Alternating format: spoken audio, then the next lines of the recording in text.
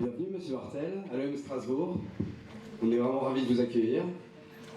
Et afin de vous présenter en quelques mots, Anna vous a préparé son billet d'humeur. Anna ?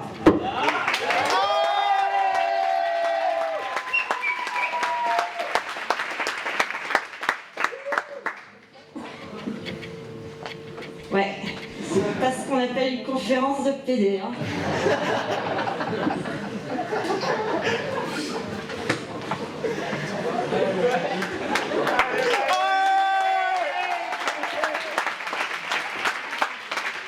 Vous les avez chauffés avant que j'arrive, ça fait plaisir, il fallait pas, merci. Bon alors les gars, on va pas se mentir. Hein. Je sais très bien que le lot d'horreur que ma plume est capable de débiter vous a manqué en ce triste mois de septembre. Néanmoins, si j'ai l'honneur de me retrouver ici aujourd'hui, c'est que mon cher président m'a accordé l'immense honneur de venir assumer mon billet d'humeur en vous le racontant de vive voix. Aussi, rassurez-vous, monsieur Martel, cet exercice va être aussi désagréable pour vous que pour moi. Les seuls trouvant leur compte dans cette sauterie littéraire étant les membres de notre auditoire qui vont, je n'en doute pas, rire à gorge déployée. Alors du coup, j'ai avec zèle parcouru la toile pour pouvoir retracer votre carrière et en dénicher ce que vous cachez de plus honteux dans votre CV. Mais bon, rien en somme de très percutant, si ce n'est votre glorieux chemin que tout bon Sciences Po déchu peut se permettre de jalouser. Vous êtes donc né en 67, de parents non mentionnés sur Wikipédia, parce que mon zèle s'arrête où votre vie privée commence. Probablement surnommé Freddy ou Fredo ou Fred par vos plus proches amis. Originaire des Bouches-du-Rhône. Vous entamez votre parcours à l'ambassade de France, bon, en Roumanie, c'est une drôle d'idée. Puis devenez conseiller de Michel Rocard seulement 2 ans plus tard. Alors, bon, loin de moi l'envie de me mettre au niveau du jargon émien, mais alors à seulement 23 ans, par chez nous, on appelle ça peser dans le game. Alors par contre, je vois qu'il n'y a pas que des tout jeunes ici. Coucou Christian. Ouais, moquez-vous, mais j'aimerais bien vous voir dans 56 années de stage admissible.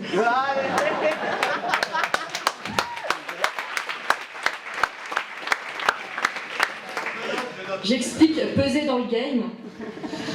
Alors ça veut dire tout simplement que nous considérons encore l'année prochaine en train de dépenser notre salaire de stagiaire corvéable à merci au bistrot le moins cher du coin. Nous ne pouvons qu'applaudir votre précocité.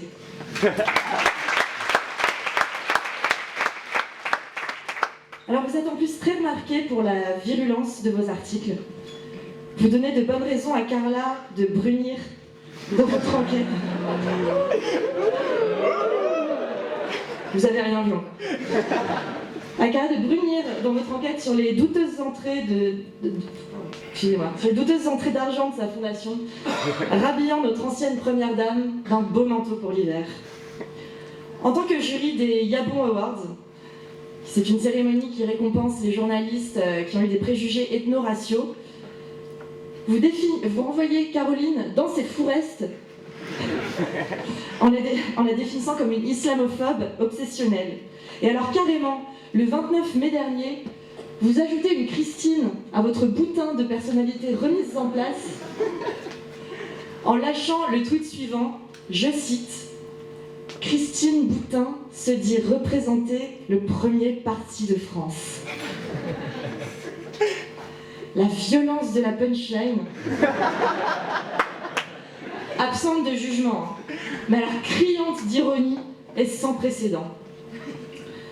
Et donc c'est ainsi qu'on se retrouve aujourd'hui, vous, à mes côtés, parce qu'après avoir enseigné à l'ESSEC, HEC, Sciences Po, c'est honorable, vous décidez à embrasser la consécration, à venir tutoyer l'élite, la crème de la crème française au pays de la choucroute, l'EM Strasbourg.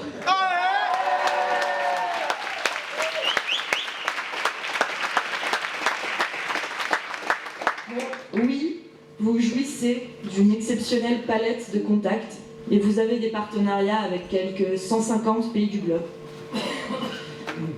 Mon fair play m'empêchera ici de crier à la concurrence déloyale. Seulement, je vais me permettre de manifester ma loyauté, mon amour envers l'école, envers Madame Barthes, en vous disant que nous, à l'EM, on a plus de 200 universités partenaires.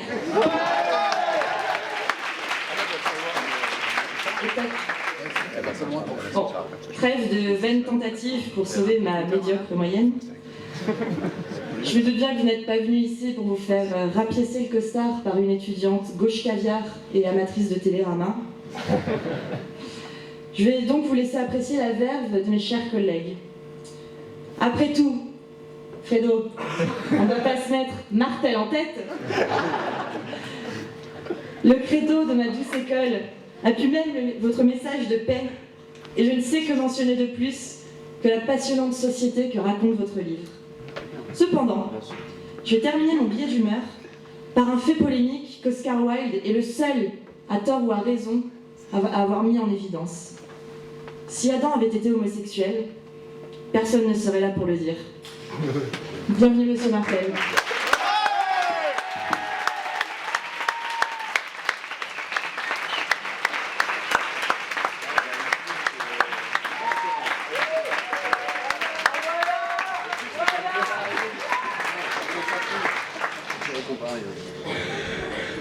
Bravo Anna, je suis vraiment fier de mon recrutement là, c'est... Bravo. On va rentrer dans le vif du sujet. Donc par cette première question, Frédéric Martel. Dans tous vos livres, vous cherchez à identifier une vie homosexuelle globale, mais finalement vous arrivez à la conclusion que les gays sont à la fois globaux et locaux. Comment est-ce possible d'être à la fois global et local à la fois? Bon ben merci d'abord de m'avoir invité. Je répondrai juste, j'étais très heureux en arrivant dans cette école de province. Il y avait un immense pot qui m'accueillait et puis j'ai appris que finalement c'était pour les Erasmus.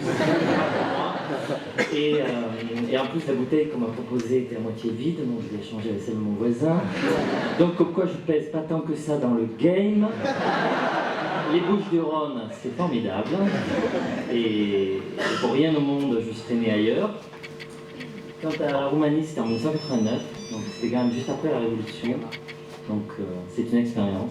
Et au passage, et là je suis sérieux, je ne vous connais pas, hein, mais au plus on passe de temps à votre âge, même au mien, à l'étranger, dans des expériences différentes, au mieux on se porte. D'abord parce que ce pays est parfois un peu fermé, un peu endormi. Quand on a François Hollande comme président de la République, je vois pas trop comment ça peut être autrement. Comme quoi, même si j'étais... je suis un des plus célèbres anti-sarkozystes de ce pays. Donc je peux me permettre de critiquer aussi un petit peu François Hollande, que par ailleurs j'ai défendu, une fois qu'il avait battu Martine Aubry, mais pas avant. Je terminerai en disant que... je commencerai plutôt que dans les grandes écoles où je travaille, des fois, je sais, j'ai appris qu'on avait parfois, il fallait faire un peu des heures sociales, alors on peut faire des handicapés, des pauvres, etc. Moi, je vais dans les facs et les écoles de province. C'est normal quand même qu'on se défende un petit peu. Alors maintenant, on devient sérieux. Pour répondre à votre question, en fait, j'ai fait 3 livres ces dernières années. J'en ai fait 9, en fait, au total, mais les 3 derniers portent tous les 3 sur la globalisation. Je fais un livre qui s'appelle Mainstream, qui est un livre sur la culture de masse, et notamment, au fond, comment la culture est confrontée à la globalisation. J'ai fait un deuxième livre ensuite, dans cette série qui s'appelle Global Gay, qui est effectivement un livre sur, au fond, sur les droits de l'homme, et comment ces questions évoluent aussi avec la mondialisation. Puis je viens d'en publier un peu récemment, qui s'appelle Smart, qui est un livre sur le basculement numérique et donc sur les évolutions des contenus à travers la globalisation et donc le numérique. Et au fond, ces 3 livres se complètent puisque dans les 3 cas, d'abord j'étudie par exemple des agences internationales importantes. Pour Mainstream, je m'intéressais essentiellement à l'MPAA, qui est le lobby des studios hollywoodiens américains. Dans Global Gay, je me suis essentiellement intéressé au débat au sein des Nations Unies et dans les grandes ONG des droits de l'homme comme Human Rights Watch, Human Rights Campaign et d'autres. Et dans Smart, je m'intéresse notamment à une agence américaine qui s'appelle la FCC, qui est l'agence de régulation des médias, mais aussi du numérique. Et donc il y a une continuité entre ces trois sujets, et l'une des conséquences principales de ces trois livres, au fond, qui ne sont pas forcément très agréables à dire pour nous autres Français, mais d'abord c'est qu'on n'est plus seul au monde. Les droits de l'homme, par exemple, depuis toujours, c'était nous. C'était nous, c'était les Anglais, c'était les Espagnols, éventuellement parfois un peu les Américains. Mais aujourd'hui, on s'aperçoit que des pays comme l'Argentine, comme l'Afrique du Sud, ont créé le mariage pour tous avant la France.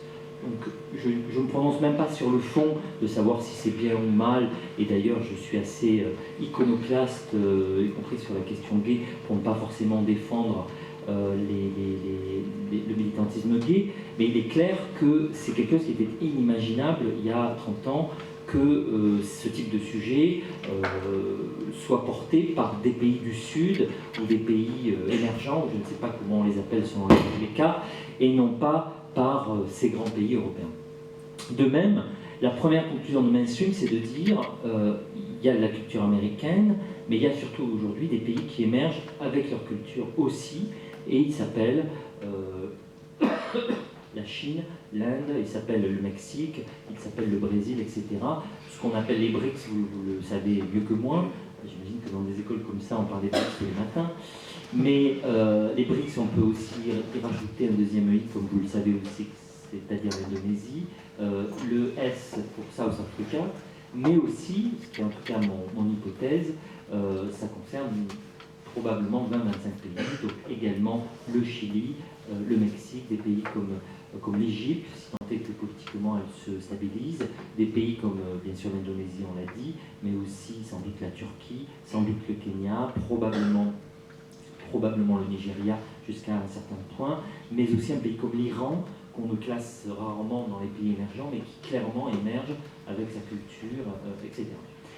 Global Gay, c'est un livre qui traitait donc de la question des droits de l'homme, la question gay étant juste un symbole de ça, puisqu'il y a des batailles internationales qui ont lieu autour de ça, et des pays qui se rangent d'un côté ou de l'autre, et où les Français ne sont pas au cœur du dispositif. D'ailleurs, on l'a vu quand Najat Vallaud-Belkacem a voulu s'occuper du dossier, ça a été une sorte de désastre, puisque rien ne s'est passé. Et troisièmement, dans Smart qui vient de sortir, c'est un livre où je montre que les pays émergents émergent aussi, en l'occurrence, avec leur site, leur internet, etc. Et comme vous l'avez vu, l'entrée en bourse de Alibaba, qui était au cœur de mon livre il y a plusieurs mois de ça, confirme effectivement qu'Alibaba, comme vous le savez, c'est en volume d'affaires aujourd'hui plus que Amazon, eBay et PayPal réunis, ce qui donne quand même une idée de l'importance de cet internet qu'on aurait tort, me semble-t-il, de sous-estimer. Donc voilà un peu rapidement, pour replacer un peu dans le contexte ces trois livres. C'est pas du tout que je veux sous-estimer la dimension, la question gay dans ces trois livres, mais pour moi c'était plus un symbole, d'ailleurs c'est un petit livre par rapport aux deux autres qui sont des gros livres, c'est un symbole de ce qui est en train de se passer. Et c'est un monde, c'est un monde qui moi me fascine, m'intéresse, c'est pour ça que je voyage beaucoup. Là j'arrive d'Amérique latine et j'y repars dès lundi, si tant est qu'Air France veut bien me laisser partir. C'est un autre problème français, mais je ne vais pas rentrer dans ce débat-là. Le point principal, c'est que nous ne sommes plus les seuls, nous ne serons plus jamais les seuls, et même avec nos petits copains européens, on ne sera plus les seuls. Donc voilà, c'est un autre monde, c'est celui dans lequel vous allez grandir, dans lequel on vit déjà. Et moi j'ai pris le parti, non pas de le rejeter, non pas d'ailleurs non plus de l'admirer, mais essayer de le décrire, de le raconter, ce qui suppose y aller beaucoup. Donc en moyenne je fais une cinquantaine de voyages par an, c'est-à-dire pratiquement par semaine. C'est beaucoup de temps, c'est beaucoup d'interviews. Smart, c'est peut-être 2000 interviews dans 45 pays. Mainstream, c'était à peu près le même nombre dans une trentaine déjà. Et en même temps, je continue sans cesse, parce qu'il faut le mettre à jour, il faut continuer ce type d'enquête. Voilà ce que je fais. On n'est pas tous diplômés d'école de commerce, mais on peut quand même vivre et survivre. Ça vous laisse froid là. Tu savais que j'ai froid à Strasbourg d'ailleurs. J'avais pris 2-3 manteaux. Et Non, non, je veux bien, si vous voulez bien donc, aborder, nous allons aborder aujourd'hui la question du droit à l'homme, mais donc à travers la question gay dans le monde. Donc si vous voulez bien répondre à cette première question, comment est-ce possible d'être à la fois global, en ce qui concerne l'homosexualité, et local? Ah oui, vous m'avez Voilà, posé cette c'est question. cette question à la base. Il m'a semblé y répondre, mais je peux continuer à le faire. Vous voulez vraiment une réponse petit 1 global, petit 2 local, petit 3 Étant donné que vous êtes local. habitué en école de commerce à avoir cette réponse, pourquoi pas, allez-y. Pourquoi pas? Moi je crois pas du tout au local pour le dire, c'est un truc totalement stupide me semble-t-il qu'on lit ici ou là, et notamment dans les manuels d'école de commerce. Mais ce qui me paraît important, et c'est d'ailleurs pour ça que la question gay est intéressante, mais Internet l'est encore plus, c'est qu'on est face à un discours qu'on entend beaucoup dans la Silicon Valley, qu'on entend d'ailleurs beaucoup aussi chez les opposants de la mondialisation, donc à la fois porté par le patron de Google, si vous lisez son livre, un peu de propagande, d'ailleurs intéressant, mais pour son propre business, et aussi ce que vous lisez chez des gens comme Alain Finkielkraut. Vous aurez pu d'ailleurs me citer l'article que j'ai fait contre lui. J'étais un des seuls, je crois, à démonter complètement son livre au moment de sa sortie il y a quelques mois, quand même avec, je crois que c'est une 12aine de pages, donc c'est quand même un article assez complet. C'est l'article le plus lu sur Slate l'an dernier, donc ça a quand même eu un petit peu d'impact. Et depuis, beaucoup de gens, c'était Louis Plenel sur un livre contre Finkielkraut ce mois-ci.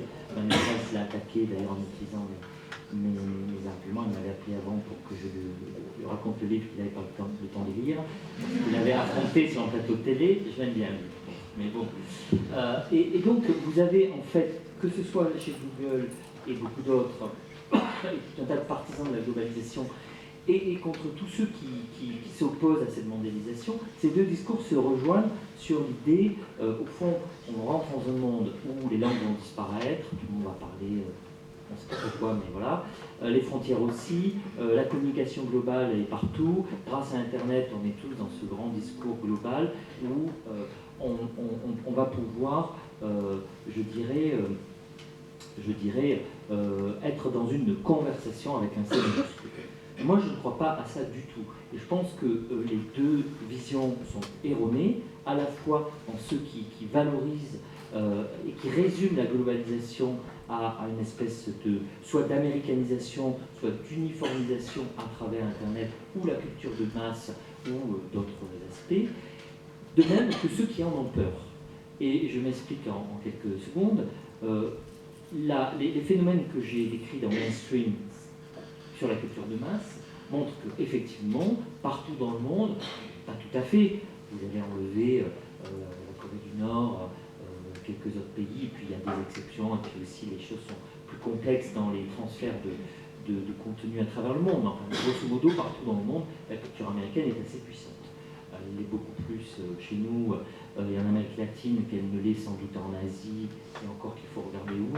Elle est forte à Singapour, Hong Kong, elle est plus faible évidemment en Chine et en Inde, bon, mais grosso modo elle existe partout et c'est à peu près la seule capable d'être mainstream dans le monde entier. Il n'existe pas à ce jour un seul blockbuster qui ne soit pas américain, il n'existe pas à ce jour tellement de blockbusters en termes de jeux vidéo qui ne soient pas pour une large part américaine, même s'il y a quelques japonais, mais il n'y en a pas beaucoup d'autres. Et les Chinois ont beau se battre tous les matins et dire qu'ils vont battre les Américains. Pour l'instant, le seul film à succès chinois s'appelle Kung Fu Panda, il a été fait par DreamWorks.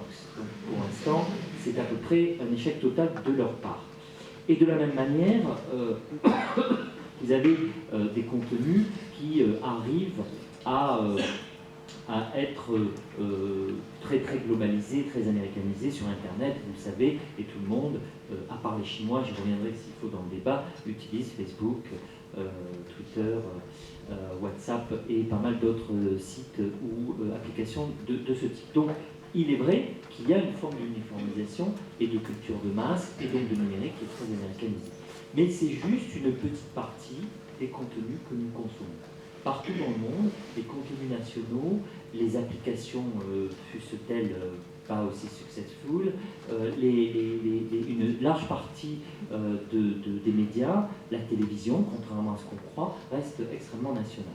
certes, il y a des séries américaines que vous aimez sans doute autant que moi, et qu'on connaît tous ici très bien, et qui n'existent pas encore en fait beaucoup sur Netflix, contrairement à ce qu'on a dit, mais c'est très peu de consommation à l'échelle du monde. Les telenovelas en Amérique latine pèsent énormément plus que ces séries télé américaines. Les dramas sud-coréens, les dramas japonais, les dramas taïwanais sont beaucoup plus puissants en Asie que n'importe quelle série américaine. Et d'ailleurs, les dramas sud-coréens ne sont pas du tout comme les dramas japonais, ni comme les dramas taïwanais ou indonésiens, et chacun est très national dans ces types de contenus. Et quant au feuilleton du Ramadan, extrêmement puissant dans le monde arabe, là encore, ils ont une audience bien plus forte que ce qui concerne les séries télé américaines. Et en fait, on peut décliner ça dans beaucoup d'autres secteurs, comme la musique, qui, en dépit de cette petite partie, certes importante, certes la seule à être mainstream et mondialisée, à savoir une culture de musique anglo-américaine, parce que là il y a un peu des anglais grâce à ex-EMI, etc. Mais le reste de la musique au Brésil, c'est la musique brésilienne qu'ils écoutent, en Argentine c'est la musique argentine, au Mexique la musique mexicaine, etc. Et la K-pop et la J-pop, c'est extrêmement puissant en Corée et au Japon, etc. Donc que ce soit dans le secteur de la culture de masse, que ce soit dans le secteur d'Internet, contrairement à ce qu'on croit, les outils peuvent être américains, les seuls à pouvoir unir le monde entier peuvent être américains, mais ça ne représente qu'une petite partie des contenus que nous consommons. Et Internet, une de mes hypothèses, c'est qu'Internet se retrouve comme étant en réalité extrêmement lié à des frontières. Et contrairement à ce qu'on croit, ces frontières survivent et parfois même s'amplifient sur Internet. Alors frontière, le mot est intéressant mais un peu compliqué en français. C'est pour ça que je l'aime bien en anglais. Vous savez, il y a deux façons de traduire frontière en anglais. Soit vous avez le mot border, soit vous avez le mot frontière, justement. Et c'est deux mots très différents. Le mot border, c'est vraiment quand vous avez la frontière, comme on le dirait en français, c'est-à-dire, par exemple, entre Paris et Strasbourg. Il y a une... Ah non, pardon, il n'y a plus. Il y a une frontière très stricte où vous avez une douane, vous avez un passeport et vous avez une limitation géographique précise. Et puis vous avez la frontière qui est une frontière symbolique, qui est, vous savez, le fameux mythe de la frontière américaine, d'ailleurs sud-américaine, l'histoire de la frontière de Kennedy, quand il propose d'envoyer un être humain sur la Lune, etc. Et ces frontières, au sens symbolique du terme, pour moi, demeurent très fortes sur Internet, à cause de la langue, à cause des contenus culturels, à cause de la géographie, à cause des gens avec qui vous dialoguez, etc. Et alors je ne sais pas vous, parce que vous êtes sûrement comme moi un peu plus globalisé que la moyenne, mais si vous parlez à votre petit-neveu, comme je le fais moi, ou à je ne sais quel cousin qui n'est peut-être pas dans une école de commerce, vous regardez sa page Facebook, eh bien il est quand même très peu probable qu'il y ait un Sud-Coréen, ou qu'il y ait un Chinois, ou qu'il y ait même un Américain, et qu'il y ait même peut-être un Parisien, je ne parle même pas d'un Marseillais, comme moi du sud de la France. En fait, sur votre page Facebook, vous avez des amis que vous rencontrez dans votre lycée, dans votre collège, éventuellement quelques autres. Évidemment, c'est pas fermé, mais la frontière demeure, et c'est un peu ça que j'ai voulu dire. Donc c'est pas global, c'est pas local strictement, hein, j'ai pas dit, on pensait qu'Internet était global, en fait c'est local, c'est pas du tout ce que je dis juste, c'est beaucoup plus compliqué que ça, il y a des frontières qui demeurent. Vous pouvez avoir aussi des liens internationaux, par exemple les otaku, les femmes, les beers, je ne sais quelle sous-communauté, qui va être très globalisée, mais qui reste extrêmement délimité par une culture qui leur est propre et qui fait que tout le monde n'est pas sur les sites des otaku ou des beers, en tout cas pas moi. Donc tout ça demeure. Et sur la question gay, on retrouve un petit peu ça pour terminer cette longue réponse, mais vous vouliez une réponse, donc vous l'avez. On pense effectivement que la question gay est extrêmement globalisée par certains aspects. À une époque pas si lointaine, un certain nombre de nos prédécesseurs, nos parents, à la génération 68, ont pensé que la question gay se modélisait sur la question de la révolution d'extrême gauche.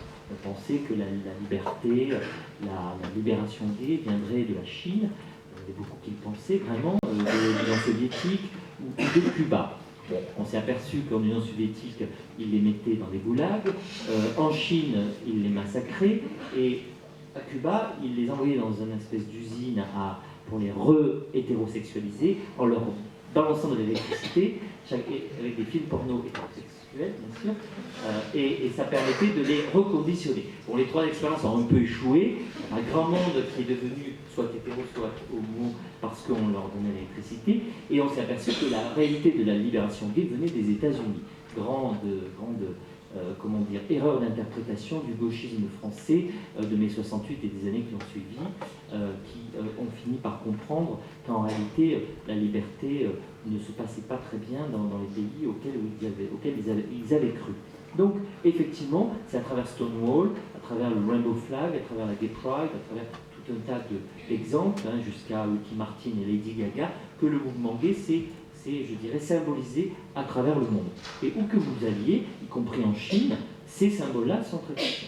En Chine, vous allez dans il y a aujourd'hui d'énormes boîtes gays, beaucoup de bars gays partout, c'est extrêmement libéralisé la Chine, contrairement à ce qu'on croit.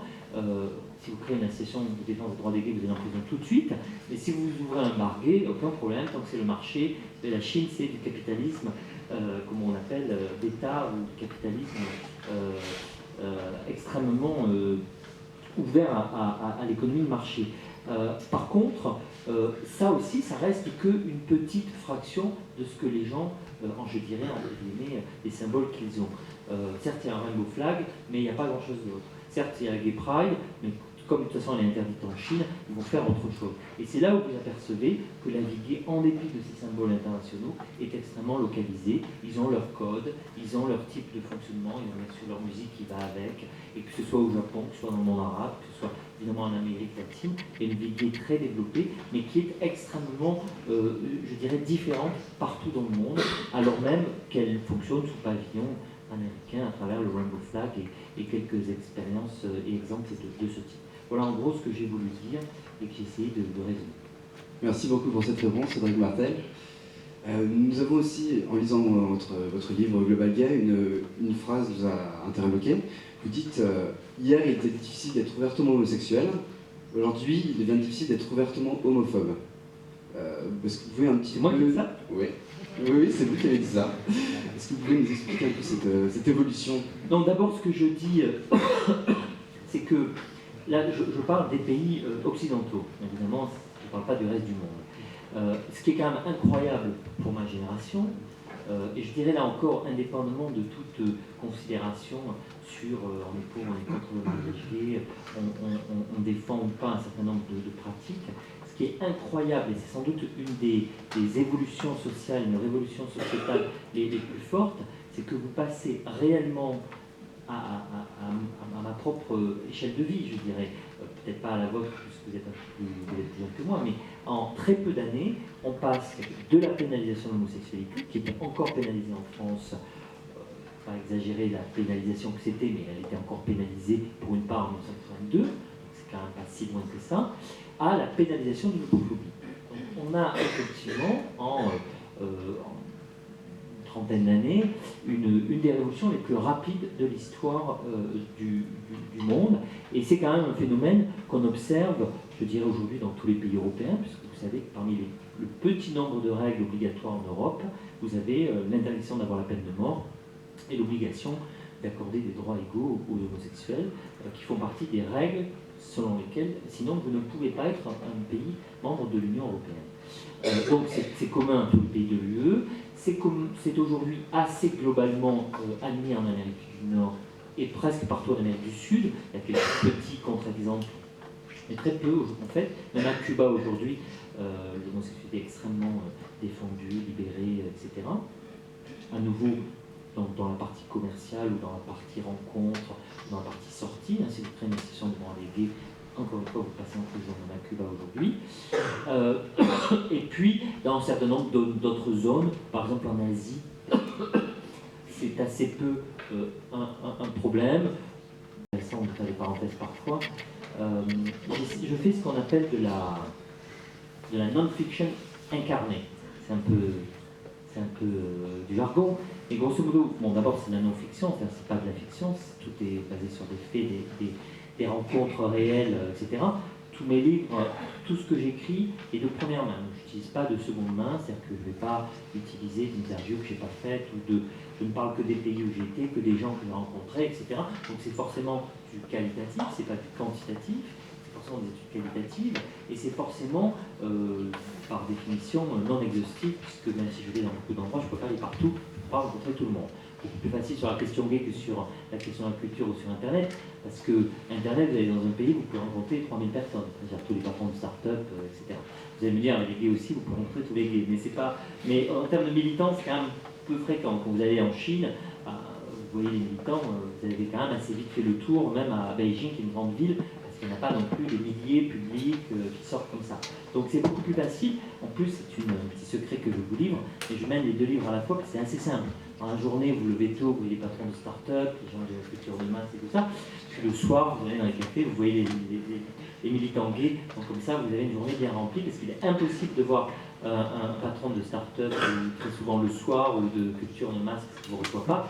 Par contre, c'est très difficile de voir un gay militant le matin. Vous voyez, comme ça occupe bien votre journée. Donc de 7h du matin à minuit, vous pouvez faire des interviews. C'est assez pratique d'avoir les 2 sujets. Pour répondre à votre question, donc j'essaye d'avoir des portraits donc, de non-fiction incarnés. C'est-à-dire de raconter une histoire. Parce que ce soit Internet, que ce soit la culture de masse, que ce soit la question gay, c'est des livres qui peuvent être vite très, je dirais, très chiants à lire. C'est pénible de lire des livres sur Internet. C'est toujours la même chose, vous voyez, si vous racontez l'histoire d'une start-up, c'est un peu ennuyeux. Donc j'essaye chaque fois de raconter une histoire. Dans un pays où je vais, c'est-à-dire pas, même si j'ai fait beaucoup de pays, je ne vais pas raconter l'histoire de tous ces pays-là, je choisis un certain nombre d'histoires. Et au bout d'une semaine, 2 semaines, souvent c'est des pays où je vais 3, 4, 5, 6 fois, peu à peu il y a quelque chose qui me paraît intéressant, qui est nouveau, qui est différent.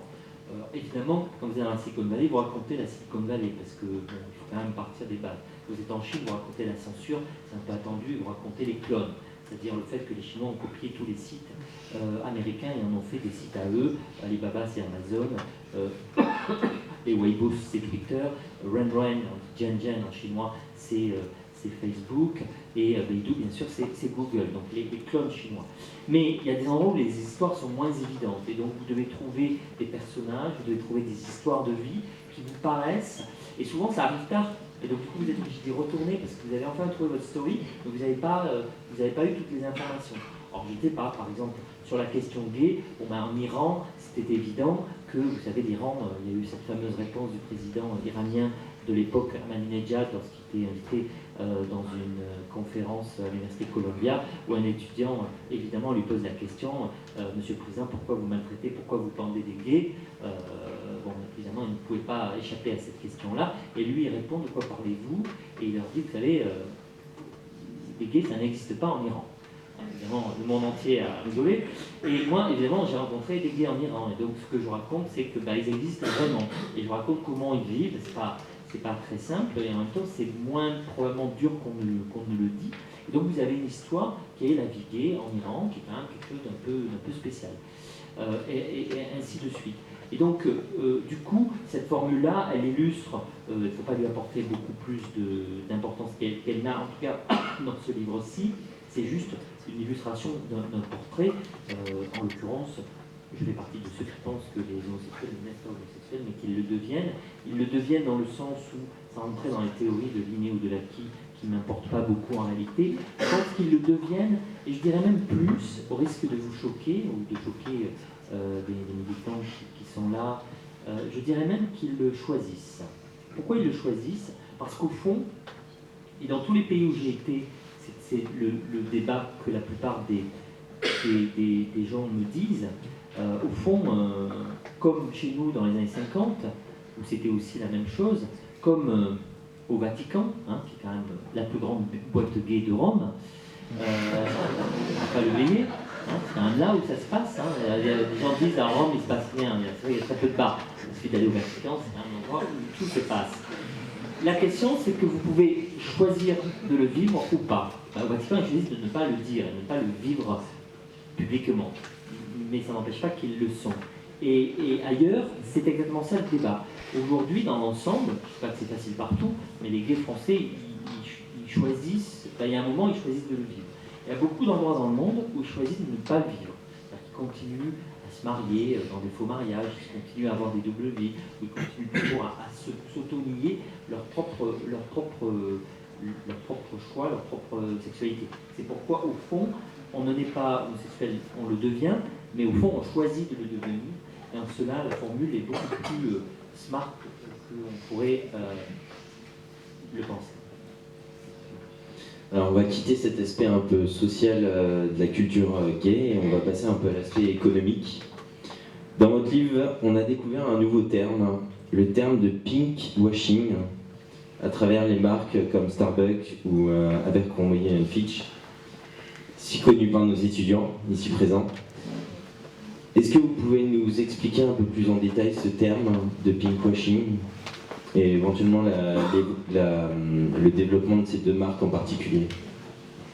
Là, on rejoint vraiment. Ce qui est intéressant avec la question gay, et là pour le coup, c'est un sujet d'école de commerce à plein, c'est que, et là encore, c'est un basculement très fort, pas si récent que ça, parce que c'était déjà vrai de Yves Saint Laurent et même de Jean Cocteau et de quelques autres, donc, il y a quelques années. Mais malgré tout, je pense que ça continue à être un vrai élément. C'est pas les seuls, hein, je ne suis pas non plus du tout là à dire que c'est les gays qui sont les seuls éléments centraux du dispositif, mais c'est clair que ce sont des comment dire, des tastemakers. Ce sont clairement des prescripteurs dans beaucoup de secteurs. À tort ou à raison, il faudra l'expliquer, je ne sais pas d'ailleurs si la psychologie ou autre nous y aiderait, ou peut-être la psychanalyse ou le marketing, bref, dans pas mal de secteurs, dans la mode bien sûr, dans la musique, dans la culture en général, mais aussi dans des secteurs inattendus. Abercrombie est une marque intéressante de ce point de vue, parce qu'elle est lancée avec les gays. D'ailleurs par une boîte qui n'est pas du tout gay, enfin, je dirais au contraire, c'est presque un peu cynique. Pour le coup, c'est le pinkwashing. Je vais revenir sur l'expression. Mais grosso modo, moi j'ai assisté au début d'Abercrombie, parce que je vivais aux États-Unis à cette époque-là. C'est une marque pas du tout connue, et elle a commencé à s'installer dans les grandes villes de la côte ouest et de la côte ouest, en ciblant uniquement l'iconographie qui était uniquement gay, le mot érotique à fond, et en étant très présent dans les quartiers gays, ou dans tous les quartiers gays nord-américains, ils ont installé un Abercrombie & Fitch. Ça a été le premier endroit où ils ont installé, c'est-à-dire à Chelsea, dans le Castro, à San Francisco, dans le South End, à Boston, etc. Et peu à peu dans les campus. Donc après, ça a été les gays, les étudiants. Et après, ils ont généralisé la marque et ils ont essayé de la transformer de manière mainstream. Et alors, ce qui est intéressant, c'est que pourquoi les gays? C'est quand même un truc qui reste incroyable, même pour moi, à analyser. Je dirais, en dépit du fait que j'ai fait plusieurs livres sur ces questions de culture, de prescription, de cool hunter, de trendsetter et autres, de prescripteur, de curation, comme on dit aujourd'hui, c'est comment se fait-il qu'un jeune blanc du Kansas, qui n'a jamais vu de sa vie un noir, ni même un gay, encore moins un gay noir, comment se fait-il qu'il s'identifie à 15 ans, à 16 ans, quand il sort de sa famille au moment de la puberté, il va s'identifier à ce qui est le plus contraire de lui, et que c'est ce type-là, qui est black, ou qui est latino, parce qu'il y a ça aussi, ou qui est gay, qui va devenir son modèle et qui va être le prescripteur de sa culture, de ses habits, de sa mode, de sa musique. Ça reste pour moi un mystère incroyable. Et c'est comme ça que ça fonctionne d'ailleurs à l'échelle du monde. Et donc les gays sont un de ces éléments de prescription très fort. C'est vrai aussi du jeune noir à casquette inversée, comme vous le savez, du gangsta rap, etc., etc.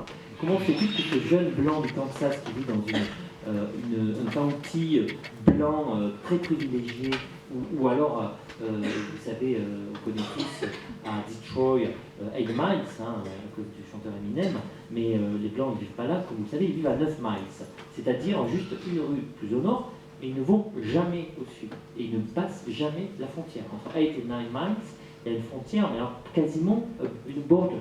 C'est un endroit où on ne va pas. Et pourtant, leur modèle, c'est 8 miles, et ce n'est pas 9 miles. Alors, ça reste un mystère très fort.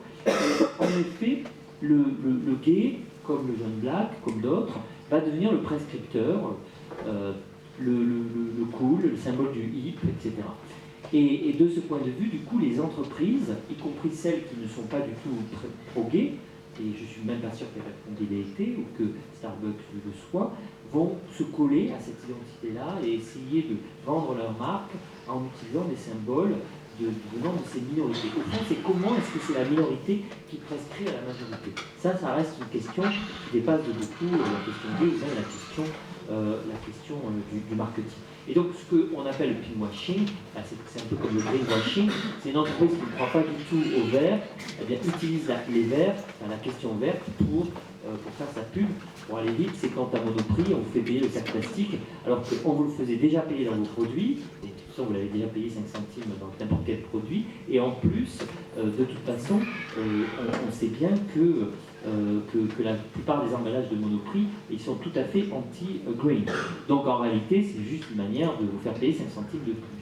Pour le pinkwashing, c'est, pour prendre un exemple célèbre, c'est comment Netanyahou, le président le premier ministre israélien, qui est, je ne sais même pas s'il est drogué d'ailleurs, enfin c'est une non-question pour lui, dans un pays, objectivement, Israël, qui est aujourd'hui plutôt pro-gay, donc je ne critique pas ça, mais comment est-ce qu'il passe son temps à parler des gays dans ses discours, en particulier quand il va aux États-Unis, en disant, voilà, il y a des milliers, on aimerait bien voir, mais il dit des milliers de Palestiniens gays qui quittent leur pays pour venir en Israël, en Iran, ils pendent les gays, nous, on les défend, etc. Ça, c'est du pinkwashing, parce que je crois qu'ils n'y croient pas. Il n'y a d'ailleurs pas de mariage, ni d'ailleurs pas grand-chose de pro-gay dans les lois israéliennes, il n'y a même pas de contrat d'union civile, ni de Pax, ni rien de tout ça, mais il utilise cette question-là pour, au fond, montrer que les Arabes, c'est très très mal, puisqu'on pend des gays. Bon, en réalité, les gays pendus en Iran, il y en a eu, mais il y a quand même assez longtemps, c'est des sujets extrêmement complexes.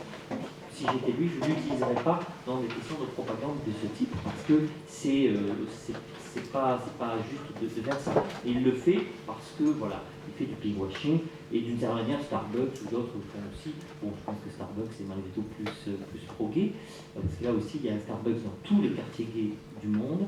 Un des premiers endroits où ils ouvrent un Starbucks, c'est toujours dans les quartiers gays, et ceux qui marchent le mieux à New York, c'est à Chelsea, à East Village, à Hell's Kitchen et à Greenwich Village, c'est-à-dire dans les 4 quartiers gays de New York à Manhattan. Et vous avez parlé des grandes entreprises, Facebook, Google, et aussi dans votre livre, vous citez ces patrons de grandes entreprises en disant qu'elles versent des fonds assez conséquents pour les associations de lutte pour les droits gays. Est-ce que vous ne pensez pas aussi que c'est du pinkwashing en disant on va se faire bien voir pour la population homosexuelle en versant de l'argent, mais finalement c'est juste une opération commerciale pour eux et pas bénéfique comme on pourrait le voir au premier plan? Écoutez, c'est toujours un peu compliqué. Bon, d'abord, moi je suis, sans avoir fait des livres militants, d'ailleurs les 3 livres dont je parle sont tous les 3 des livres très factuels, qui d'ailleurs souvent m'accusent, même les militants gays m'accusent de ne pas être pro-gay dans le sens où on ne sent pas de la sympathie militante dans mes écrits. C'est une manière très neutre d'écrire. En plus, je donne toujours tous les points de vue, compris, par exemple, quand les gays étaient allés manifester sur la place Tiananmen, sur la place Rouge et s'étaient fait arrêter, moi je dis, ok, mais vous allez manifester devant l'Élysée, vous êtes arrêtés aussi. C'est pas un argument. Après, c'est sûr que si vous ne pouvez pas avoir de gay pride, etc., on peut critiquer ça.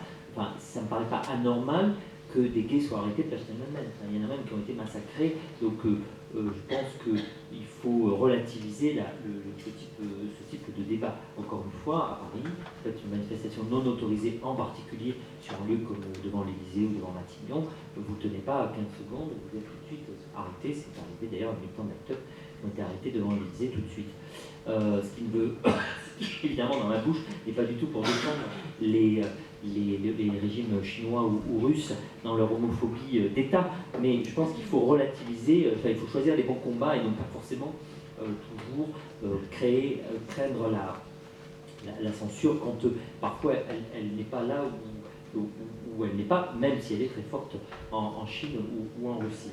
Et alors ce qui est caractéristique de ce type, je dirais, de débat, c'est que effectivement il y a un vrai besoin me semble-t-il, de faire de ces questions des sujets qui ne doivent plus être strictement militants, mais en même temps, évidemment, je suis plutôt gay-friendly. Ça pose pas, enfin, c'est pas trop, c'est assez évident. Il me semble qu'il est important sur ce genre de questions d'arriver à les démilitantiser. Enfin, je dis ça avec beaucoup de respect que j'ai pour les militants, c'est pas du tout le débat, mais pour les rendre beaucoup plus, je dirais, une question plus normale. Au fond, l'homosexualité, ça a été très longtemps un problème, c'est aujourd'hui une question, et c'est pas plus mal que ce soit comme ça. Pour ces patrons-là, c'est pour ça que je relativise un peu leur... Je ne veux pas les critiquer. C'est difficile à la fois de dire aux gens « vous faites rien pour la cause et vous êtes homophobe », et après quand ils le font, de dire « ah oui, mais vous faites du pinkwashing ». Donc il y a un moment, il faut... je pense qu'il y a des effets de pinkwashing ou de greenwashing d'ailleurs qui sont vraiment critiquables, et parfois il faut le dire, mais qu'est-ce qui se passe en l'occurrence avec Facebook, Google, Apple, Amazon, etc.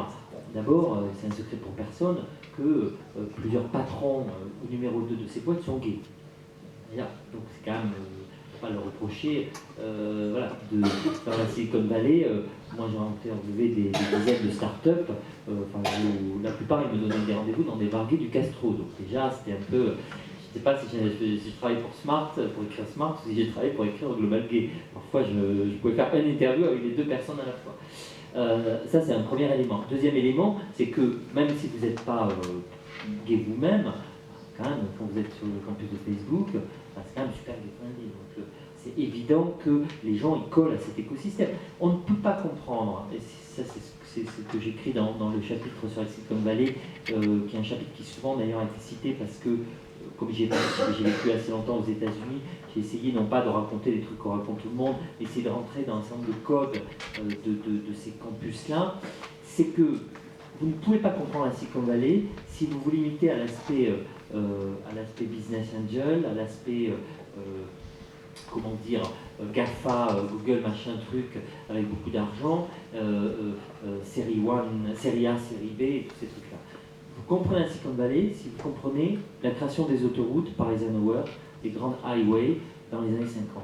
Si vous ne comprenez pas la transformation du hub de San Francisco, qui est un aéroport, qui grossit à un certain moment. Si vous ne comprenez pas Castro, c'est-à-dire le quartier gay de San Francisco. Si vous ne comprenez pas les hippies. Je lisais dans le train en venant, je ne dis pas ça pour... Enfin, c'est vraiment vrai, je lisais dans le train tout à l'heure, je lis en ce moment les lettres qui sont très belles d'ailleurs, si vous avez à le faire, je vous le recommande, les lettres magnifiques de Nel Cassady à Jack Kerouac et à quelques autres, donc la naissance de la Big Generation.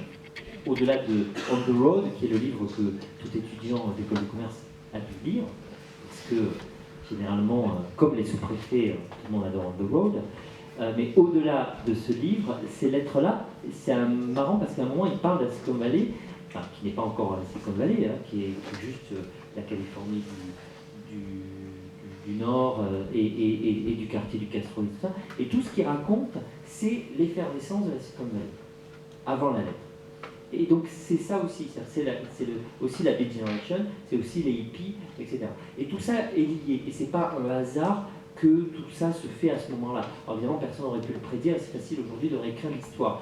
Mais en même temps, c'est pour ça que la Silicon Valley n'est pas réplicable. Partout dans le monde, où que j'aille, et je ne parle même pas de Paris, où tout le monde me rabâche les oreilles avec ça dès que vous voyez un ministre ou un sous-ministre, c'est on va créer une Silicon Valley. Et alors j'étais au Chili il y a quelques semaines et ils ont voulu créer la Silicon Valley.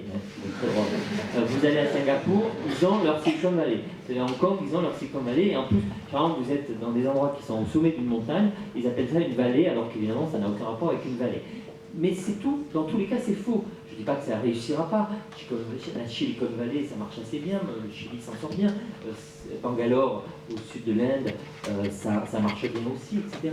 Mais ça ne sera jamais la Silicon Valley. Ce n'est pas réplicable. On ne peut pas la recréer. C'est un écosystème qui s'explique par Stanford aussi, par Berkeley, qui va s'expliquer par un grand nombre de faits qui tous vont, je dirais, sont imbriqués d'une manière extrêmement complexe, évidemment aussi les États-Unis, c'est aussi le système à but non lucratif, c'est aussi le rôle de l'État, bien sûr, en termes de défense, mais aussi dans beaucoup d'autres aspects, les taxes, etc., les sales tax, des questions comme le income tax, etc. Et tout ça fait que cet écosystème est extrêmement et prodigieusement intéressant. Donc, de ce point de vue, les patrons de Google, de Facebook, d'Amazon, aussi qui est très pro-gay, de Starbucks, d'autres, eh bien, ils collent à cet écosystème quand ils défendent les gays, comme d'ailleurs ils défendent, vous savez, ils défendent les immigrés, hein, beaucoup, dans un pays où c'est pas toujours facile. Ils ont tous fait un lobbying pour qu'il y ait plus de green card, pour permettre aux étudiants, notamment, ils ne pensent pas, je vous rassure, aux étudiants de votre école à Strasbourg, hein, ils parlent surtout aux étudiants indiens et à ceux qui font du code toute la nuit. Eh bien, ils veulent qu'ils restent là et qu'ils ne soient pas chassés parce qu'ils n'auraient pas de visa, le fameux visa qui permet aux étudiants de rester. Et donc, ils prennent un tech visa, enfin, il y a tout un débat sur ça, et c'est un lobby qui a été lancé par le patron de Facebook, notamment, hein, ça s'appelle, j'ai oublié le nom, ça doit s'appeler .us, gov.us, comme ça, enfin, je sais plus le nom qu'ils ont créé pour défendre la loi. Et donc, leur logique par rapport à ces, ce lobbying pro-gay, bah, il est assez intuitif lié à cet écosystème-là. C'est encore plus vrai, c'est un autre sujet, c'est encore plus vrai de Hollywood et de Broadway ou de l'industrie du disque, parce que pour le coup, allez, je termine avec une autre anecdote qui est un peu liée à ça. J'ai été invité à assister plutôt au board, donc au conseil d'administration, d'une chaîne qui s'appelle Télé Globo, qui est l'une des plus grosses chaînes au monde, chaîne brésilienne, extrêmement puissante, etc. Et puis alors ils m'ont reçu comme ça, c'était assez drôle, je raconte ça d'ailleurs dans Smart. Je suis donc au board, c'est une quinzaine de personnes, donc le multimillionnaire, l'un des hommes les plus riches d'Amérique latine, d'origine mexicaine d'ailleurs, qui est le patron de TV Globo, il s'appelle Marina, je crois, son nom de famille. Donc moi j'arrive avec une veste, une chemise, un pantalon, une chaussure. Et lui il est en short et en t-shirt. Donc déjà j'étais un peu étonné. Et puis bon, il me demande un peu, il voulait me demander des choses sur comment je voyais l'avenir de la télé, l'avenir du numérique. Alors je fais un peu ma mini-conférence de mainstream, un peu de smart. Et tout ça, je leur présente ça, ils sont très contents. Puis à la fin, quelques questions, et puis à un moment, comme ils ont vu que j'avais écrit un livre sur les gays, un peu comme celle qui présentait, un peu ça, ils se moquent un peu de moi et tout ça. Alors je dis, vous savez, c'est important, il ne faut pas négliger ça. Je me dis, pourquoi c'est important? Je fais, vous voyez, aux États-Unis, cette année, il y a une centaine de nouvelles séries télévisées qui ont été lancées. On parle toujours à Mad Men, Newsroom, La Maison Blanche et quelques autres, mais il y en a beaucoup plus que ça, donc beaucoup on ne voit même pas parce qu'elles sont pas forcément bonnes. Puis vous savez, on a compté, il y a pratiquement un ou deux personnages dans toutes ces séries, donc ça en fait beaucoup, c'est un sujet très important. Alors là, le type me regarde et j'ai cru qu'il allait, de manière très homophobe, m'agresser ou je ne sais quoi. Il était très... Alors il me regarde, vous savez, nous on a 5 nouvelles telenovelas qui sortent chez TV Globo en septembre. 7. Et les 7, c'est des séries de 21h. C'est la plus importante télénovela de TV Globo. Eh bien, dans les 7, il y en a 5, le sujet, c'est la question gay. Un prochain, on en aura également 7, et ils vont monter à 7 sujets gays. Donc mon problème à moi, me dit le patron de TV Globo, le président de conseil d'administration, ce n'est pas qu'il y ait plus de gays. Maintenant, il faut qu'il y en ait moins, parce qu'il y en a trop. Parce que chez nous, tous les réalisateurs sont gays, tous les acteurs sont gays, donc on aimerait qu'ils s'intéressent un peu à d'autres problématiques, parce que les Brésiliens, c'est bon, on a fait le mariage gay, on est pour tout ça, mais maintenant, on veut aussi un peu d'autres problématiques. Donc en fait, il était très pro-gay, et il s'inquiétait juste du fait que c'était peut-être un petit peu too much. Et on peut continuer sur ces séries dont vous parliez tout de suite. J'aimerais vous poser la question, selon vous, est-ce que la révolution gay est plus efficace à travers un hard power, c'est-à-dire avec des lois, des procès, ou alors à travers un soft power, avec justement ces séries télévisées qui parlent de la révolution gay, ou alors des réseaux sociaux et avec les entreprises qui défendraient cette cause? Bon, l'opposition entre hard power et soft power, j'imagine qu'ici vous la connaissez à peu près tous. En tout cas, je vous la résume en 2 mots.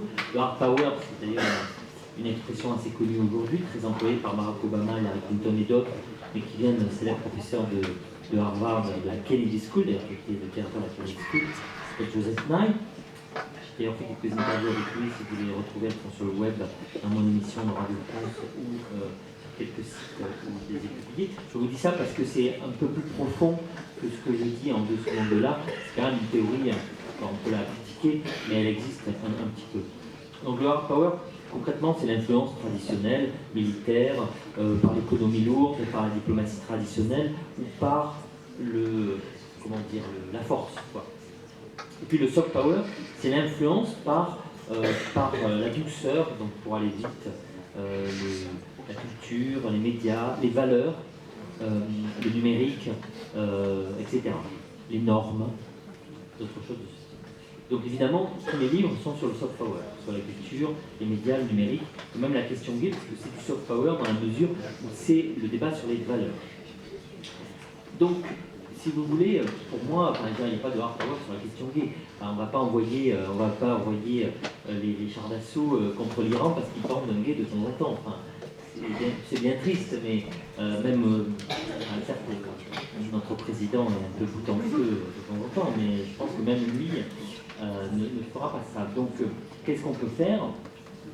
Toute une de mes hypothèses dans ce livre, Global Gay, mais c'est aussi le cas dans Smart et dans Mainstream, c'est de raconter comment, de dire comment, au fond, il doit y avoir des stratégies multiples qu'on peut faire sur ces sujets. Il n'avait pas que la bataille par les droits de l'homme. C'est bien joli, les droits de l'homme. Moi, j'y suis très favorable. J'appartiens même plutôt à une école, entre guillemets, dans les relations internationales, plutôt pro-droits de l'homme. Je dirais, pour le dire rapidement, parce qu'il depuis il a fait des bêtises, je dirais je suis plutôt plus pro-Kouchner que pro-Védrine, dans l'opposition entre les pros et les anti-droits de l'homme. Mais il n'empêche que les droits de l'homme, par exemple, lorsqu'il y a un problème en Pologne, lorsqu'il y a un problème en Roumanie ou en République tchèque, il faut y aller sans aucune hésitation. C'est des pays qui sont membres de l'UE, ils ont signé des accords, vous devez les dénoncer sur une stratégie de droits de l'homme. Aucun problème, je pense qu'on peut y aller à fond la caisse, et d'ailleurs c'est ce qu'on fait, au sens large. L'Union européenne, la pleine de lobby, dès qu'il se passe le moins de petits problèmes en Hongrie ou autre, ils tapent, ils mitraillent, ils dénoncent en disant les droits de l'homme. Quand vous êtes face à l'Iran ou l'Arabie Saoudite, vous ne pouvez pas faire ça. Alors, vous pouvez le faire, mais ça n'aura aucun effet. Poutine ou Ahmadinejad, chaque fois qu'on les dénonce sur ces questions, ils gagnent des points dans l'opinion publique. Donc ce n'est pas une stratégie très pertinente. Je ne dis pas qu'il faut pas le faire, je ne dis pas qu'il ne faut pas que les centres d'ONG continuent à dénoncer les problèmes des droits de l'homme en Russie et en Iran, mais c'est sans doute pas comme ça qu'on va aider les gays militants. Ce qu'on peut faire en revanche, c'est effectivement les aider, ce que font les Américains de manière très subtile, dans tous les endroits, je vous le dis en off, d'ailleurs, ici, parce que j'évite de trop le dire, y compris dans les livres, je le dis avec discrétion, parce que sinon ça dessert les causes, mais tous les lieux gays où je suis allé en Chine, les centres gays lesbiens, ceux qui font la Gay Pride, tous à Shanghai, tous les petites fondations, etc., sont toutes financées par des Américains. Secrètement, par derrière, par des fondations. Vous avez des Américains, des militants américains qui sont présents dans ces lieux-là. Donc ils sont très actifs. Mais ils ne le font pas sur le thème des droits de l'homme. Ils les financent par différentes voies, etc. Et l'autre stratégie très classique, ce sont les sites web, ce sont les séries télé, et ça aussi les Américains sont très bons pour ça, les séries télé, y compris dans le monde arabe ou en Asie, je ne parle pas juste dans Desperate Housewives, ou dans Glee, je l'avoue d'ailleurs, vous auriez pu le dire, mais j'aime beaucoup Glee. Je sais qu'il ne faut pas dire ça, mais... et évidemment j'étais très triste quand il est mort. Et je m'en suis pas vraiment remis depuis quelques mois. Mais bon, il faut bien continuer à vivre, n'est-ce pas? Pourquoi lui en plus? Il y en avait plein d'autres qui étaient très laids, pas beau du tout. Et pourquoi c'est le plus beau qui meurt? Vous voyez, le point principal, c'est que via des séries télé, moi j'ai regardé de près au Liban, en Égypte, je suis allé en Arabie Saoudite, je suis allé en Iran, j'ai regardé l'influence des séries turques, etc. Vous vous apercevez qu'en réalité, le monde arabe bouge beaucoup sur ces questions, évidemment. Mais moi, quand je vois ces pays, la Jordanie par exemple, il y a un grand barguet, je commence mon livre avec ça, vous vous dites, on n'est pas si loin de ce qui se passait en France dans les années 50. Certes, c'est pas génial, mais c'est pas le Moyen-Âge.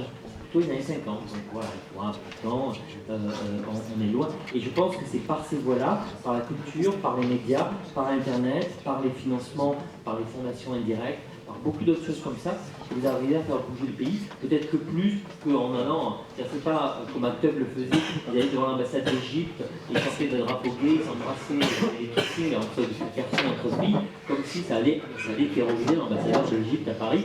Et ce qu'on m'a raconté quand même, c'est que ce genre de manifestations ont eu plutôt des effets négatifs sur les gens qui avaient été arrêtés en Égypte que des effets positifs. Donc, je pense qu'il faut relativiser la stratégie c'est très beau de mener des combats en France pour se faire plaisir.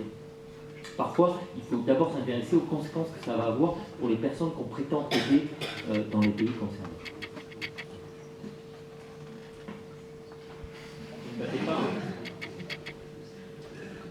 Merci beaucoup pour toutes ces réponses. Je vais maintenant laisser la place à notre auditoire. Si vous avez quelques questions à poser à M. Frédéric Martel, n'hésitez pas, je vous donnerai le micro.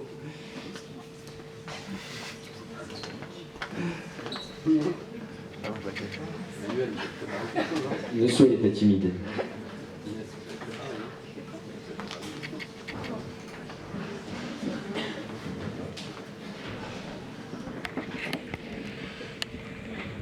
Bonjour. Vous en avez un peu parlé, mais j'aimerais un peu revenir dessus. Comment vous expliquez qu'aujourd'hui il y a une culture gay qui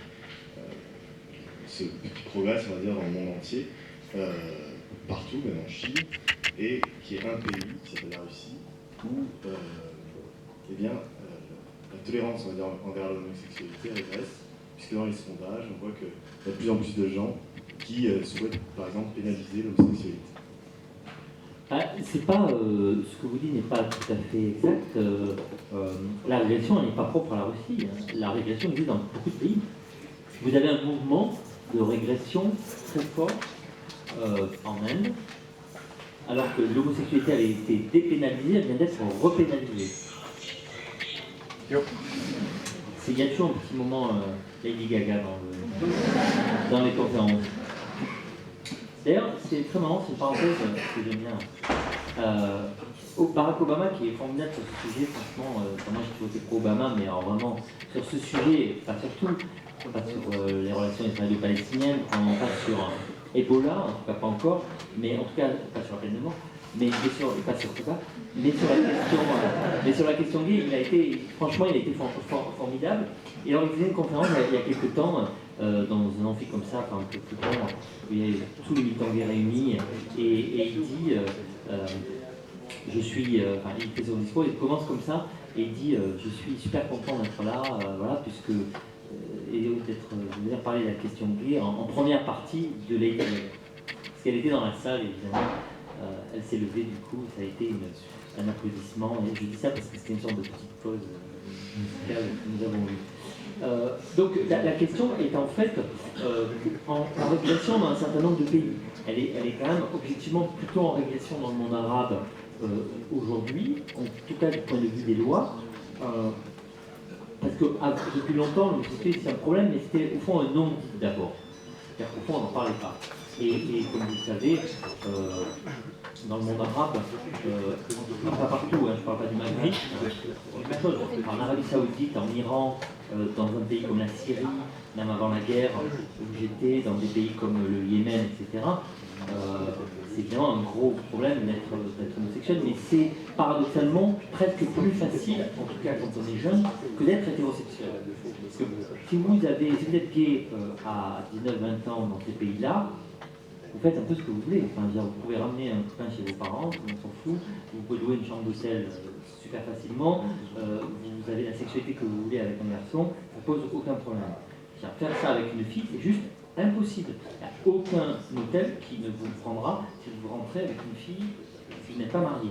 Il n'y a aucun endroit, il y a même des endroits où vous arrêtera en Arabie Saoudite ou en Iran si vous avez une fille avec vous dans une voiture si elle n'est pas votre femme. Donc c'est extrêmement compliqué d'être hétérosexuel dans ces pays-là tant qu'on n'est pas marié. Il ne faut pas jamais oublier ça. Alors, dans mon livre, il y a des homosexuels qui disent vous savez, c'est beaucoup plus facile d'être homosexuel en Iran que d'être hétérosexuel quand on a 25 ans. Bon, il faut faut pas exagérer non plus ce côté-là, mais c'est le problème de la sexualité en général dans ces pays-là qui se pose. Et c'est vrai qu'il y a depuis un certain nombre d'années, il y a eu en Égypte notamment, où c'était un non-sujet depuis longtemps, l'homosexualité n'est pas pénalisée en Égypte, il y a eu les fameux procès en 2001, etc. Depuis une dizaine d'années, les choses se sont beaucoup détériorées. En Iran, je ne sais pas exactement ce qui se passe, mais vous avez effectivement ce type de pénalisation, d'homosexuels qui ont été pendus, etc. Et quant à la Russie, effectivement, vous avez un mouvement qui est né à Saint-Pétersbourg, qui s'est répandu dans tout le pays. Alors, l'homosexualité n'est pas interdite, mais toute propagande, entre guillemets, homosexuelle est interdite, ce qui veut dire en fait que même une campagne de lutte contre le sida est interdite par ce biais-là, ou une série télé où il y aurait des personnages gays, etc. Et ça s'est généralisé à partir de Saint-Pétersbourg sur l'ensemble de la Russie et étendu à tous les pays d'ex-URSS, notamment les pays du Sud, les pays socialistes, ex-socialistes soviétiques, aujourd'hui indépendantes, mais qui restent très cyrilliques dans plein de leur mode de pensée. Et bon, c'est une situation qui a empiré en Biélorussie ou dans des choses comme ça. Mais là où je corrige un tout petit peu, c'est que, au fond, ce qui est paradoxal, c'est qu'il y a un mouvement de libération très fort qu'on connaît chez nous, et un mouvement plutôt de durcissement d'un certain nombre de pays. En Afrique, la situation est bien pire aujourd'hui qu'elle n'était avant, avec notamment des évangélistes, pour le coup souvent américains, qui viennent faire des campagnes homophobes au sein de certain nombre de pays africains, notamment l'Afrique de l'Est, et de dénoncer des homosexuels, alors même que ce sont des Américains, mais pour des raisons religieuses. Donc c'est ça le paradoxe de la situation actuelle. Je terminerai, pardonnez-moi, mais je terminerai sur un point. Ce qui est très frappant, c'est que pour beaucoup de pays où les lois sont plus dures et où les lois sont même renforcées, vous avez des présidents africains qui viennent expliquer qu'il faut lutter contre l'homosexualité pour recréer une sorte d'africanité, retrouver la vraie africanité qui serait contre la perversion occidentale. Et là où c'est incroyable, c'est que ce qu'ils disent est absolument faux, puisque c'est le contraire qui s'est passé. En réalité, en Afrique, comme en Asie, comme en Inde, comme à Singapour, comme à Hong Kong, comme dans tous ces pays-là, qui sont tous, pour le coup, des pays qui ont été à un moment ou à un autre colonisés par l'Angleterre, l'homosexualité n'a jamais été pénalisée. Elle a été pénalisée par les Anglais, c'est-à-dire par les Occidentaux. Lorsque le code anglais, notamment victorien, a été installé en Inde, ce code-là est très homophobe, il y a un article homophobe, et ce code indien, donc d'inspiration victorienne, donc britannique, anti-gay, s'est généralisé ensuite à la plupart des pays du Commonwealth, disons des pays sous influence anglaise. Donc ce qui fait que quand vos Africains en Ouganda ou même à Singapour, pour les Asiatiques, viennent vous dire on est contre l'européanisation ou l'occidentalisation, et c'est pour ça qu'on défend la pénalisation de l'homosexualité. En réalité, c'est les Européens, c'est les Occidentaux, et notamment les Anglais, qui ont amené la pénalisation. Et donc, retrouver les sources de l'africanité serait au contraire d'abandonner cette pénalisation.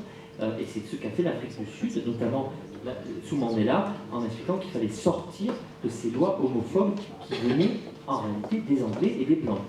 Donc c'est ça qui est assez intéressant, il faut toujours le rappeler, parce que partout, à Singapour, à Hong Kong et dans la plupart des pays africains que j'ai cités, systématiquement, dans des dizaines de pays, c'est le même texte de loi, les mêmes mots que vous retrouvez dans le code local et qui viennent tous du code victorien systématiquement. Merci. Quelqu'un d'autre?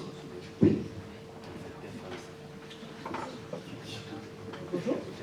J'aimerais revenir sur la distinction entre hardcore et softcore pour la révolution industrielle. On pourrait parler de hardcore peut-être concernant les pénalisations justement contre les actes homophobes. Et vous disiez que c'était plutôt hors de propos puisqu'il serait plus efficace pour cette révolution gay d'agir sur le long terme via le soft power. Donc vous pensez qu'il serait peut-être plus efficace d'abandonner petit à petit ces pénalisations pour empêcher les homosexuels de se sentir oppressés? J'ai absolument pas dit ça. Ce que j'ai dit...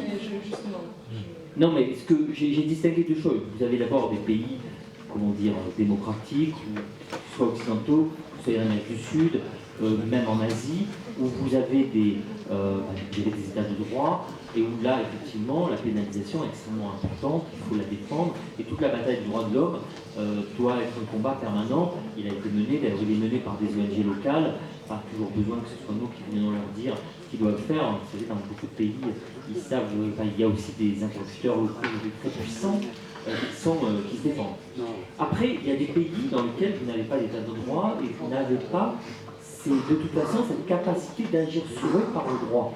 À nouveau, vous pouvez branler dans votre affiche et dire aux Iraniens, c'est pas bien de prendre des gays ou de les mettre en prison, ça aura zéro effet. Hein, au contraire, parfois. Donc c'est là où je dis qu'il faut d'autres stratégies plus subtiles vis-à-vis de ces pays-là, qui sont peu nombreux, mais c'est ceux où il y a la peine de mort, c'est ceux où il y a les peines très dures, etc. Donc il faut adopter des stratégies en fonction de l'ennemi, entre guillemets. Donc évidemment, la stratégie de pénalisation, de lutte contre les propos homophobes, de lutte contre l'homophobie, de lutte contre... Le droit, c'est toujours l'étape de base, il faut toujours commencer par l'état de droit. C'est souvent pas suffisant, y compris sur des questions comme ça. Vous savez, on peut faire une carte du monde en utilisant la pénalisation de l'homosexualité et dire voilà, il y a les pays gentils et les pays méchants. Ça ne reflète pas du tout la réalité. Il y a plein de pays où il y a une loi protectrice et où en réalité l'homophobie est très forte, typiquement l'Afrique du Sud. Il y a beaucoup de pays où en revanche, comme l'Égypte, où la loi est clémente, mais où en réalité la pénalisation de l'homosexualité est très forte parce qu'elle passe par d'autres voies, elle passe par d'autres... alors vous n'êtes pas condamné parce que vous êtes homosexuel, vous êtes condamné pour plein d'autres raisons. Donc je pense que l'état de droit c'est toujours très important, mais c'est pas suffisant comme élément de comparaison, comme élément...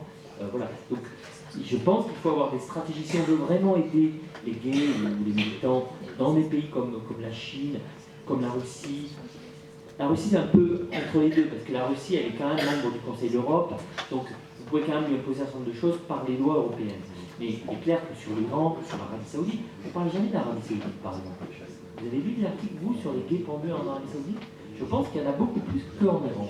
Mais comme dans l'ensemble du monde, notamment américain, mais aussi européen, on est très anti-iranien, à juste titre, mais plutôt pro-saoudien, alors que les droits de l'homme sont totalement maltraités à tous les niveaux, hein. Je ne parle même pas des droits des femmes. En Iran, une femme, elle peut conduire une voiture, hein. C'est pas l'Arabie Saoudite. En Arabie Saoudite, non. La situation des femmes est absolument inadmissible en Arabie Saoudite. Eh bien, ça on en parle beaucoup moins, et on parle très peu des gays en Arabie Saoudite, où je pense, pour le coup c'est un des endroits où j'ai été, j'ai beaucoup de mal à enquêter. Tant en Iran, j'ai vraiment rencontré des dizaines de militants, j'ai réussi à pénétrer la société, je dirais, un peu underground évidemment, hein, c'est pas... Vous n'avez pas débarqué à Téhéran, mais vous avez des soirées qui est beaucoup très underground. Autant en Arabie Saoudite, c'est très difficile.